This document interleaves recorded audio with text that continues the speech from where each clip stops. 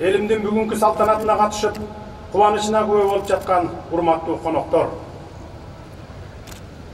Бүгүн улуу тарыхый датанын Кыргыз мамлекетинин көз каранды эместигинин 30 жылдык мааракесин белгилеп жатабыз. Мындан 30 кылым илгери эле тарых барактарында аты алгач аталган байыркы кыргыз элинин мамлекеттүүлүгү өткөн кылымдын этегинде тагдырдын буйругу менен жазмыштын куттуу тартуусу катары кайтадан колубузга тийди. 30 кылым ичинде элибиз нечен жолу эгемендүүлүгүн жоготуп, нечен жолу кайра калыбына келген, нечен жолу эл катары ың-жыңсыз жоголуп кете жаздап, нечен жолу кайра кирилген. Тарыхта татаал тагдырга туш болуп, жок болуп кеткен улуттар, мамлекеттер көп болгон. Ошондой элдердин катарын толуктап калбаганыбыз үчүн жаратканга 1000 мертебе шүгүрчүлүк. 1991 жылы коммунисттик жана советтик парламент Кыргыз СССРинин жогорку кеңешин элибиздин келечек муундардын алдында өлчөөсү жок кызмат өтөй кеткендигин, тарыхый улуу кадам жасагандыгын моюнга алууга жана айта жүрүүгө милдеттүүбүз.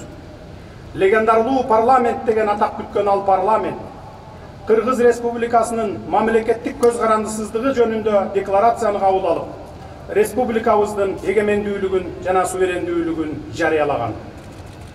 Ага уда Кыргыз мамлекетинин негизги атрибуттары туу, герб, гимн кабыл алынган. Тарыхыбыздын жаңы барагы ошентип ачылган. Бүгүнкү улуу тарыхый датаны байтак калаабыздын толтосу касиеттүү Ала Тоо аянтында белгилеп жатып, эгемендүүлүктүн калыбына келишине чейинки узак жана татаал жолду чапкан улуу ата бабаларыбыздын эрдиги менен эмгегин да эскербей кетүү мүмкүн эмес. Элибиздин байыртадан калыптанган, жалпылаштырып айтып, идеологиялык доктринага айланган түшүнүгүндө Айкөл Манас атабыз чачылганды жыйып, үзүлгөндү улап олтуруп, түгөнгөн сайын түтөгөн кыргыз элинин башын кошуп журт түзгөн экен. Кыргыз атагын жер бетинен өчүрбөй, улуу осуятты улагандардын сап башында эзелки доорлордо Барсбек Каган жана анын санаалаштары, берилегенде Мухаммед Кыргыз жана анын мүдөөлөштөрү тургандыгын сыймыктануу менен эскерип, рухтарына таазим этебиз. Курманбек, Ер Табылды, Ер Солтоной сындуу бабаларыбыздын мууну, эл журттун эркиндиги үчүн башын сайып, Ала Тоону душмандарга бастырбай, эл четинде, жоо бетинде болуп келишкенин эч качан эсибизден чыгарбайбыз. Көөдөндү сыймыкка толтуруп, жүрөктү толкуткан ушул мүнөттөрдө колдон намыс кеткенче, канжыгадан баш кетсин деген принцип менен жашап өтүшкөн ер жүрөк жана акылман бабаларыбызды эстеп, анын ичинде Ормонхан, Атаке Баатыр, Эсенгул Баатыр, Жайыл Баатыр, Атантай, Тайлак Баатырлар, Алымбек Татка, Байтик Баатыр сындуу бабаларыбыздын атап өтүүнү эп көрүп турамын. Бүгүнкү эгемендүүлүк кайсы бир даражада 20-кылымда мамлекеттүүлүктү түптөгөн Абдыкерим Сыдыков, Иманалы Айдарбеков, Абдыкадыр Орозбеков, Жусуп Абдрахманов сыяктуу аталарыбыздын көсөм саясатынын дагы үзүрү. Улут катары Торолуу жолубузда Исхак Разаковдун, Турдакын Усубалиевдин жана башкалардын кошкон салымы да зор. Кадырлуу калкым, бүгүнкү улуу тарыхый датаны белгилөө учурунда өткөнгө кылчая көз чаптырганыбызда, оболу суверендүүлүктү тандап алган Кыргызстан эгемендик мезгил ичинде эмнеге жетишти деген суроонун өзүнөн өзү берилери бышык. Так кесе айтайын. Көз каранды эместиктин жарыялагандан тартып, Кыргызстан эл аралык укуктун толук кандуу катышуучусу жана субъектиси болуп калды. Ошондон тартып, республикабыз өнүгүүнүн демократиялык өрнөгүн, идеяларын тандап алды. Албетте, 30 жыл ичинде өнүгүүнүн улуттук табиятка төп келген, оптималдуу моделин издөөнүн түйшүгүн тартып, биз ар кандай сыноолорго кабылдык. Олку-солку жагдайлар болду. Алардын баары республикада бир катар ички саясий кризистик окуяларга, анын ичинде трагедияларга алып келип, өлкөнүн өнүгүшүнө ар түрдүү деңгээлде таасирин тийгизди. Натыйжада эки президенттин өлкөдөн качып, бирөөсү камакта жатканы, бир нече премьер-министрлердин коррупцияга байланыштуу айыпталышы улуттук оор кайгылуу тажрыйба болду. Ушундай оор шарттарда Кыргызстан ириде коом ичиндеги терең пикир келишпестиктерди жеңе алды. Туруктуулукту, улуттар аралык ынтымакты, биримдикти жана толеранттуулукту камсыздоого жетишти. Ошондой эле жарандык коом активдүү, адилеттүүлүк, татыктуу жашоо үчүн, укугу үчүн күрөшкөн өлкө жана эркиндикти сүйгөн эл деген имиджди, беделди сактап калды. Биз бул мүдөлөрдөн тайбайбыз. Кыргызстан быйыл жаңы редакциядагы конституцияны кабыл алуу менен элдин колдоосунун негизинде президенттик башкаруу формасына кайтып келди. Президенттик башкарууну парламенттик башкарууга каршы коюп жүргөн күчтөр бар. Баса белгилеп айта кетейин, жаңы конституция улуттук мамлекетти чыңдоо, коомдогу башаламандыкка чек коюу сыяктуу милдеттерди жүзөгө ашырууга өбөлгө болуп, ошол эле маалда демократиялык багытты улантууга шарт түзөт. Башкача айтканда, демократиялык баалуулуктарды көздөөдөн тайбайбыз. Урматтуу мекендештер, баарыбыздын мүдөөбүз, көксөгөн тилегибиз Кыргызстанды туруктуу, өнүккөн, көп улуттуу калкы ынтымакта жашаган, ар бир жараны өзүн бактылуу жана корголуу сезген өлкөгө айлантуу. Ошондуктан жакынкы 5 жыл аралыгындагы мамлекеттик саясий жаңыланган, өнүккөн Кыргызстанды курууга, жарандардын өлкөгө ишенимин, ичара биримдигин арттырууга, элдин жаратмандык активдүүлүгүн жогорулатууга, ошондой эле жарандардын жашоо шартынын сапатын жакшыртууга, укуктарынын корголушун камсыздоого багытталат. Андыктан өлкөнүн келечегин аныктай турган перспективдүү жана эркин бизнес чөйрөнү калыптандырууга багытталган долбоорлор жана программалар ишке ашырылат. Биз азыркы реалдуулук менен эсептешүүгө мажбурбуз. 2020 пандемияга байланыштуу Кыргызстандын экономикалык өсүү темпи 8,6%га төмөндөдү. Азыркы учурда пандемия уланып жатат. Бирок ага карабастан 2021 жылдын 7 айынын жыйынтыгы боюнча экономикалык активдүүлүк акырындап калууна келүүдө жана кээ бир тармактарда өсүш болууда. Мен президент болуп келгенде бюджет бош, резервде бир да тыйын жок болгон. Бүгүнкү күнгө чейин бардык мамлекеттер менен чек ара жабык, соода сатык жокко эсе. Албетте мындай учурда салык менен бажы төлөмдөрүнүн түшүшү төмөндөйт. Пандемия менен дагы да болсо күрөш уланууда. Ошондой болсо да экономикалык оор кыйынчылыктардын шартында биз акыбалды турукташтыра алдык. Эгерде Кыргызстан былтыр бюджетти жабуу үчүн 350 миллион доллар карыз алса, быйыл бир да тыйын карыз албай туруп жагдайыбызды оңдоонун жолун таптык. Финансылык ресурстарды туура колдонуу, кечиктирилгис жана чукул иш-чараларды жүзөгө ашыруу, болочок муундун жаркын келечегине эмитен кам көрүү максатында стабилизациялык фонд түзүп жатабыз. Ал фондко эң аз дегенде 17 миллиард сом каражатты топтоо жакынкы максатыбыз. Пандемиянын кесепеттерин жеңилдетүү үчүн чакан жана орто бизнестерге финансылык көмөк көрсөтүүнүн пландарын иштеп чыгып, жардам бере баштадык. Чакан жана орто ишканаларга үстөгү жок финансылык көмөк көрсөтүү үчүн 6 миллиард сом бөлүштүрүлөт. Андан сырткары, чакан жана орто бизнестерге коммерциялык банктардын кредит беришине шарт түзүү үчүн 24 миллион долларлык гарантиялык фонд түзүлөт.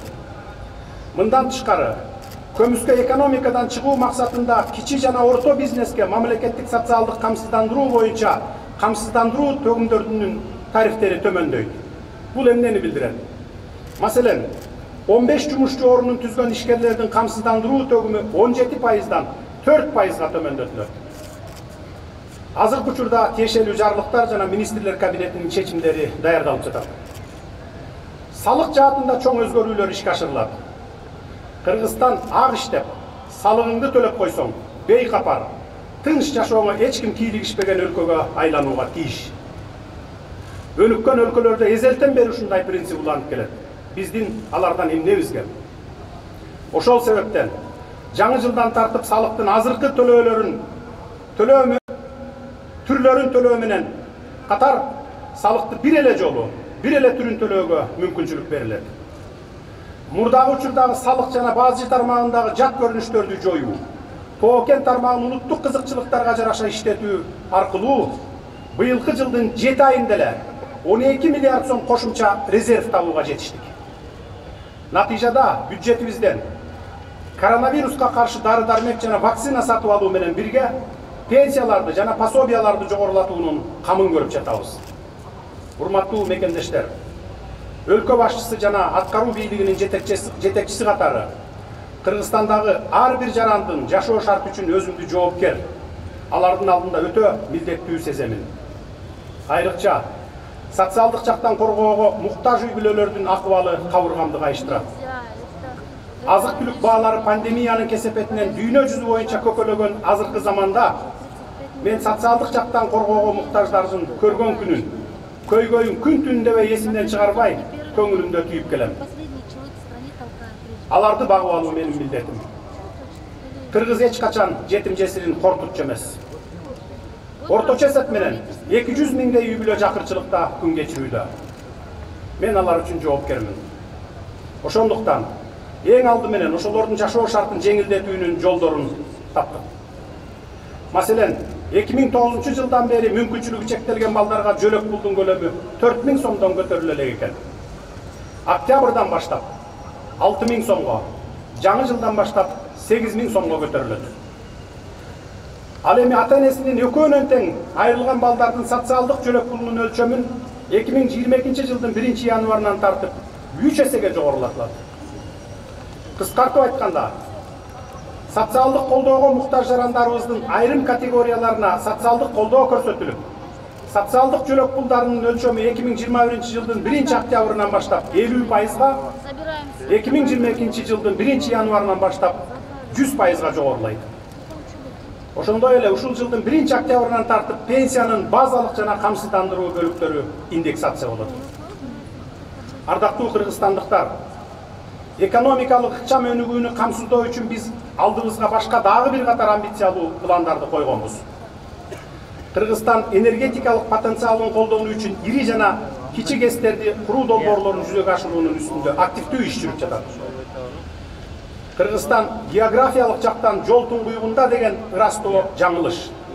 Андыктан биздин патриот адистерибиз өлкөнүн транзиттик потенциалын жогорулатуу жаатында жан үрөп иштеп жатышат.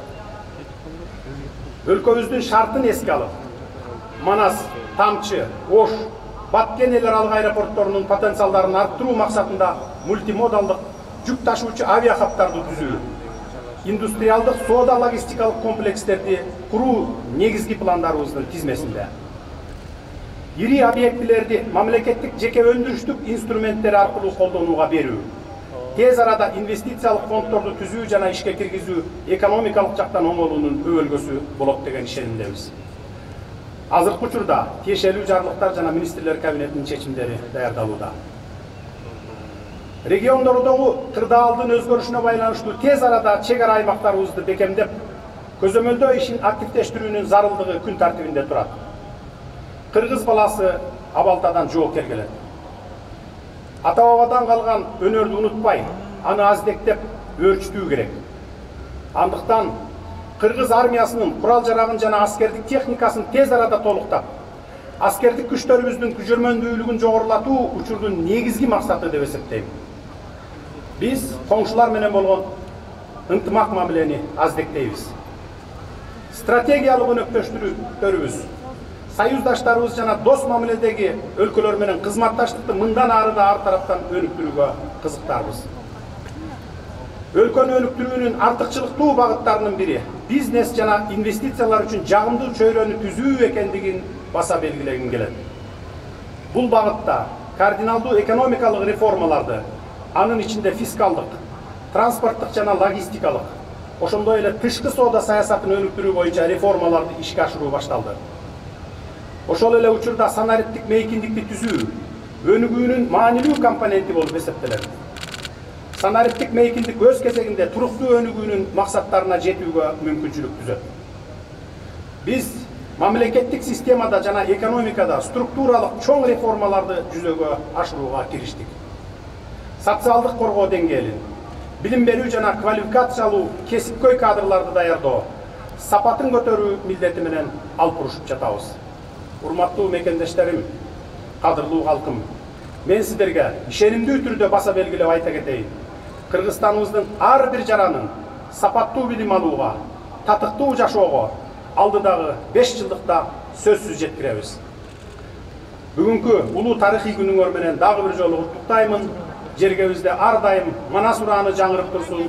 Жашасын эгемендүү Кыргызстан. Ура!